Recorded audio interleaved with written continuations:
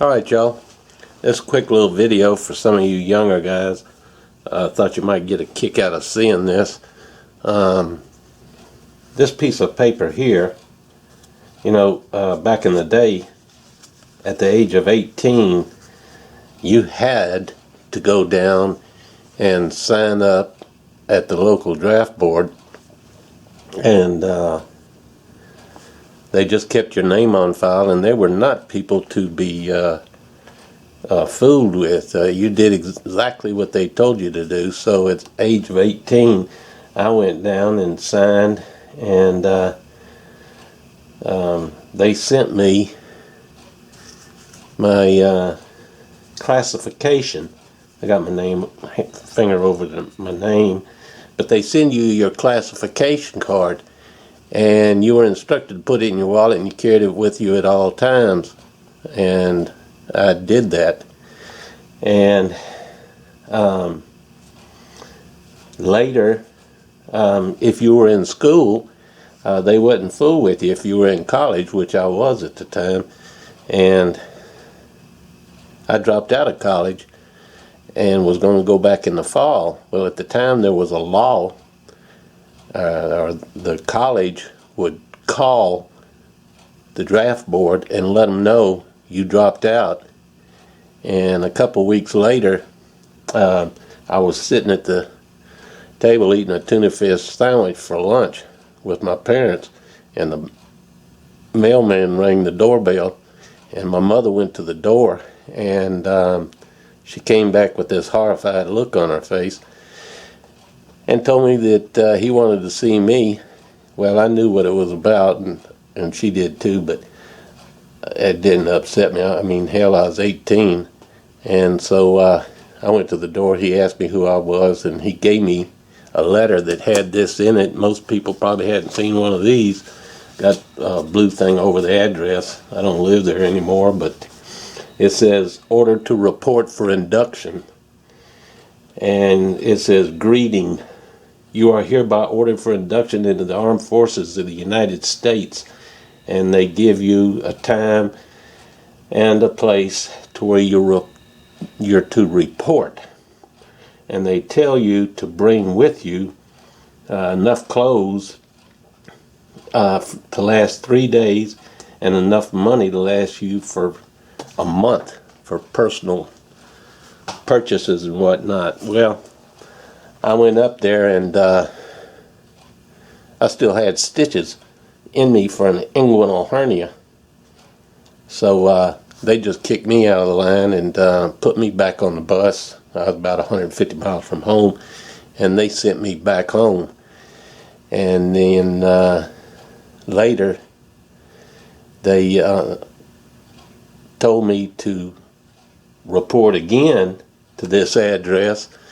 And so I had my mama drop me off down there, and I got on the bus, and they took me back and ran me back through this, you got a big room with 100 naked men in it, and they go by and check everybody for a hernia and whatnot.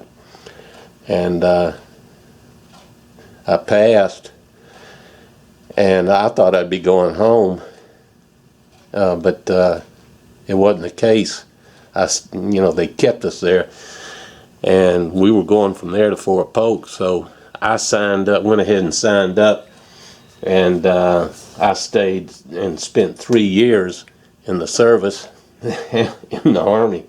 And when I came back from overseas, once you got out, they still had you for, and I think it was in my case, another 4 years. They had you for a total of 7 years, I believe, where they, even though you had served your time, if they wanted you, they could grab you by the shirt tail and pull you back in.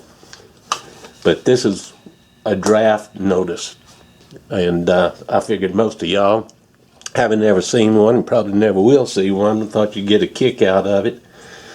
I've kept it all these years because they made such an impression on me.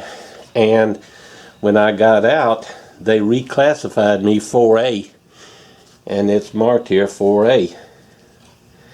And at the time they issued these things, you were to keep them on your persons at all times. Now, I know a lot of guys I mean, I didn't know them personally, but I saw it on TV, you know, that would burn these things, and a lot of people fled to Canada. Well, I wasn't that bold. I was just an 18-year-old kid and respected my elders, and I was going to do what they told me to do. And when I served about 3 years, they reissued me one for 4A, which indicates, 4A at the time indicated you had served your time, and you're no longer, you know, they don't want you, but they had the option of redrafting you or getting their hooks in you if they wanted to. And you were to carry this with you for the rest of your life. Now, I know they've gone on to the lottery, and now it's an all-volunteer army. But at the time, they made such an impression on me that I've carried this in my wallet since 1966. And I know it sounds silly, but I have no intentions of taking this out of my wallet. It's going to stay in my wallet till I die or get killed by a jealous husband, because they made such an impression on me at the time, and they've never sent me a letter to tell me it's okay to to take this thing out of my wallet. And you know, it just made an impression on me. So I know it's ridiculous to a lot of you, but I'm not taking this damn thing out of my wallet, because I don't trust the federal government, and I don't want to be walking down the street one day and some knucklehead stop and want to see this thing, and I don't have it on me. They're going to snatch me back in the service or something. So that's what a draft card looks like. And if you ever stop me, I can show it to you, because it's going to be on me. And then this is a notice for induction into the United States Armed Forces. At the time, they could put you in any armed forces that they wanted to. In my particular case, it was the Army, and that's what a draft notice. I mean, that's what the draft notice looked like. Your order for induction, and that's what a draft card looks like. And after I get through shooting this video, this is going back in my wallet, because I'm not going to be caught with my pants down. If they want to see it, I'm going to be able to produce it. But I thought you'd get a kick out of seeing it anyway. I appreciate you watching.